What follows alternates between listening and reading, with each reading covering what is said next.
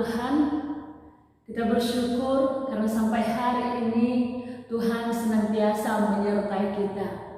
Kita siapkan hati kita merenungkan firman Tuhan. Kita memuji Tuhan, kita katakan, Engkau Tuhan yang setia. Engkau Tuhan yang setia, waktumu selalu yang terbaik. Engkau Tuhan sandaranku, dan ku hanya kan berharap padamu. Satu-satunya yang ku andalkan, satu-satunya yang ku percaya. Engkau sumber kekuatan, sumber pengharapan, sumber kedamaian. Satu-satunya yang ku andalkan, satu-satunya yang ku percaya. Engkau Tuhan memberkati, Tuhan penyembuhku, Tuhan pemulihku. Engkau Tuhan memberkati, Tuhan penyembuhku, Tuhan pemulihku. Amin. Mari kita buka Alkitab kita, Yohanes 11 ayat 1 sampai ayat 16. Demikianlah firman Tuhan. Lazarus dibangkitkan. Ada seorang yang sedang sakit, namanya Lazarus. Ia tinggal di Betania, kampung Maria dan adiknya Marta. Maria ialah perempuan yang pernah meminyaki kaki Tuhan dengan minyak mur dan menyekanya dengan rambutnya. Dan Lazarus yang sakit itu adalah saudaranya. Kedua perempuan itu mengirim kabar kepada Yesus, Tuhan, dia yang engkau kasihi sakit. Ketika Yesus mendengar kabar itu, ia berkata, penyakit itu tidak akan membawa kematian, tetapi akan menyatakan kemuliaan Allah. Sebab oleh penyakit itu anak Allah akan dimuliakan. Yesus memang mengasihi Marta dan kakaknya dan Lazarus. Namun setelah didengarnya bahwa Lazarus sakit, ia sengaja tinggal 2 hari lagi di tempat di mana ia berada. Tetapi sesudah itu ia berkata kepada murid-muridnya, mari kita kembali ke Yudea. Murid-murid itu berkata kepadanya, Rabi, baru-baru ini orang-orang Yahudi mencoba melempari engkau. Masih maukah engkau kembali ke sana?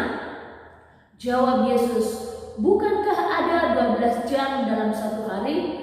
Siapa yang berjalan pada siang hari, kakinya tidak terantuk, karena ia melihat terang dunia ini.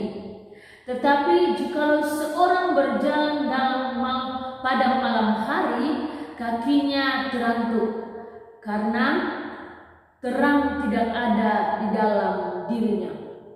Demikianlah perkataannya, dan sesudah itu ia berkata kepada mereka, Lazarus, saudara kita, telah tertidur, tetapi aku pergi ke sana untuk membangunkan dia dari tidurnya. Maka kata murid-muridnya itu kepadanya, Tuhan, jikalau ia tertidur, ia akan sembuh. Tetapi maksud Yesus ialah tertidur dalam arti mati. Sedangkan sangka mereka Yesus berkata tentang tertidur dalam arti biasa. Karena itu Yesus berkata dengan terus terang, Lazarus sudah mati. Tetapi syukurlah aku tidak hadir pada waktu itu, sebab demikian lebih baik bagimu, supaya kamu dapat percaya. Marilah kita pergi sekarang kepadanya. Lalu Thomas yang disebut Didimus berkata kepada teman-temannya, yaitu murid-murid yang lain, marilah kita pergi juga untuk mati bersama-sama dengan Dia. Amin.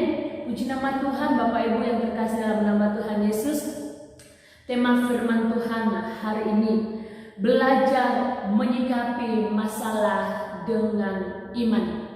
Belajar menyikapi masalah dengan iman. Bapak Ibu yang terkasih dalam nama Tuhan Yesus, ayat Alkitab yang boleh kita baca berbicara tentang Lazarus yang sakit dan setelah itu dia mati. Bahkan di ayat-ayat selanjutnya berkata bahwa Lazarus dikuburkan selama 4 hari sebelum Yesus membangkitkannya. Bapak Ibu yang terkasih dalam nama Tuhan Yesus, di ayat yang ketiga, saudari-saudari Lazarus mengutus orang kepada Yesus untuk mengatakan, saudaramu Lazarus sudah mati. Dan dengan harapan Yesus datang kepada mereka dan menyembuhkan Lazarus. Tetapi sesungguhnya yang dilakukan Yesus tidaklah demikian. Di ayat yang ke-6 berkata, setelah Yesus mendengarkan perkataan ini, dia sengaja tidak ke sana. Dia sengaja tinggal pada tempatnya selama 2 hari.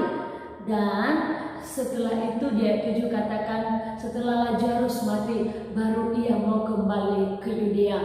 Bapak Ibu yang terkasih dalam nama Tuhan Yesus, kalau kita pikir Yesus tega banget sih.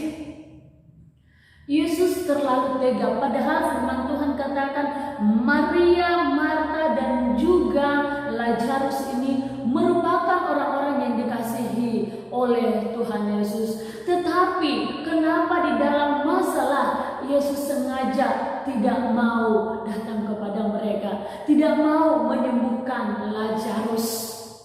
Bapak Ibu yang terkasih dalam nama Tuhan Yesus, kadang-kadang mungkin hal ini kita alami dalam kehidupan kita. Saat kita mengalami masalah, kita seakan-akan tidak merasakan Yesus campur tangan. Demikian yang dialami oleh Lazarus dan saudari-saudarinya. Namun, apakah Yesus berhenti di situ?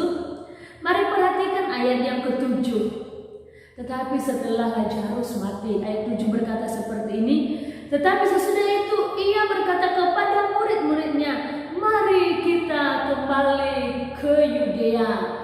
Setelah Lazarus sudah dikuburkan, setelah Lazarus sudah mati, untuk apa Yesus lagi kembali ke Yudea? Firman Tuhan berkata di ayat yang keempat, dia berkata bahwa kematian Lazarus ini tidaklah membawa kematian seperti kematian orang-orang biasa, tetapi kematian ini akan menyatakan kemuliaan Tuhan. Amin. Bapak Ibu yang terkasih dalam nama Tuhan Yesus, luar biasa sekali. Setelah Yesus kembali ke sana, ternyata yang terjadi itu hal-hal yang luar biasa. Dia berkata itu akan menyatakan kemuliaan Tuhan, meninggikan anak Allah. Saya rindu di tengah-tengah persoalan yang kita alami itu meninggikan nama Yesus. Bapak Ibu, ada 3 hal yang harus kita pahami bagaimana belajar menyikapi masalah dengan iman. Yang pertama, di ayat yang ketiga sampai yang ke-6, saya mengambil 1 poin, mengimani waktu Tuhan yang terbaik sekalipun belum melihat. Mengimani waktu Tuhan yang terbaik sekalipun belum melihat. Mari perhatikan ayat yang ke-11. Demikianlah perkataannya, dan sesudah itu ia berkata kepada mereka, Lazarus saudara kita telah tertidur, tetapi aku pergi ke sana untuk membangunkan dia dari tidurnya. Bapak Ibu yang terkasih dalam nama Tuhan Yesus, keadaan Lazarus sudah mati. Dia sudah mati, tetapi Yesus menganggap itu tertidur. Karena apa? Dia sudah berjanji di ayat yang keempat, kematian itu tidak akan berjalan seperti kematian biasa, tetapi akan menyatakan kemuliaan Allah. Karena itu dia berkata kepada murid-muridnya, mari kembali ke Yudea dan saya mau membangunkan Lazarus. Artinya apa Bapak Ibu? Ketika kita berada dalam masalah, jangan buru-buru berkata Yesus tidak campur tangan. Jangan buru-buru berkata Yesus tidak peduli. Perhatikan ini, Lazarus sudah mati, bahkan sudah dikuburkan selama 4 hari.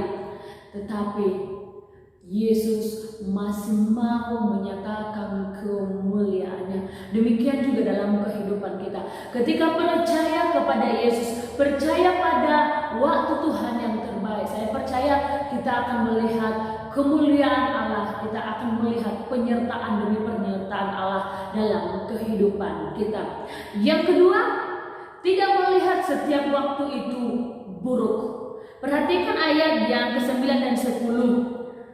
Jawab Yesus, bukankah ada 12 jam dalam satu hari? Siapa yang berjalan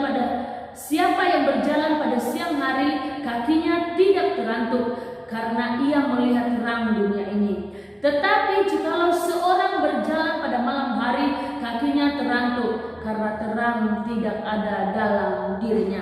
Bapak Ibu, di ayat yang ke-8, murid-murid Yesus mencegah Yesus untuk kembali ke Yudea. Karena apa? Karena di sana orang-orang Farisi mencoba melempari dia dengan batu. Tetapi Yesus berkata, tidak setiap waktu itu buruk. Kalau engkau berjalan dalam terang, maka engkau tidak terantuk. Demikian dalam kehidupan kita. Ketika kita berjalan dalam terang Tuhan, ketika kita mengimani kasih karunia Tuhan, ketika kita mau mempercayakan hidup kita kepada Tuhan, dan ketika kita tidak melihat semua waktu setiap saat itu buruk, saya percaya hal yang luar biasa terjadi dalam kehidupan kita. Yang ketiga, ayat 14 dan ayat yang ke-15. Belajar percaya pada kekuatan Tuhan. Mari perhatikan ayat 14. Karena itu Yesus berkata dengan terus terang, Lazarus sudah mati. Tetapi syukurlah aku tidak hadir pada waktu itu, sebab demikian lebih baik bagimu, supaya kamu dapat belajar percaya. Marilah kita pergi sekarang kepadanya. Bapak Ibu, Yesus berkata kepada murid-muridnya, lebih baik bagimu sekarang ini kita pergi ke sana, supaya engkau belajar percaya kepada kuasa, kepada kekuatan yang ada di dalam anak manusia. Bapak Ibu, mari sungguh-sungguh percaya kepada Yesus. Apapun yang menjadi pergumulan hidup kita, mari kita menyikapinya dengan iman yang sungguh-sungguh percaya kepada Yesus, bahwa yang terbaik Yesus akan berikan kepada kita. Amin. Demikian firman Tuhan hari ini. Tuhan memberkati. Mari kita berdoa. Bapa dalam surga, terima kasih buat firman-Mu. Terima kasih hari ini kami boleh mendengarkan kasih karunia Tuhan. Kami mau berjalan dengan iman, kami mau menyikapi setiap masalah kami dengan iman. Karena itu tolong kami supaya kami sungguh-sungguh memuliakan Tuhan di setiap waktu kami. Terima kasih Tuhan, kami bersyukur. Haleluya. Amin. Di nama Tuhan, selamat beraktivitas hari ini. Tuhan Yesus memberkati. Satu